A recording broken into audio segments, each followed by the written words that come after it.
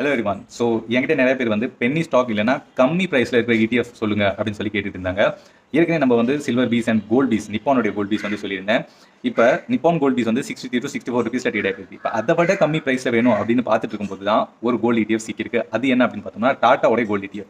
இந்த வருஷம் தான் 2024 ஜான் மந்த் வந்து லான்ச் பண்ணியிருந்தாங்க. அண்ட் இதோட ப்ரைஸ் எவ்வளோ அப்படின்னு பார்த்தீங்கன்னா 7.5 ருபீஸில் இப்போ வந்து அது ட்ரேட் ஆகிட்டு இருக்கு.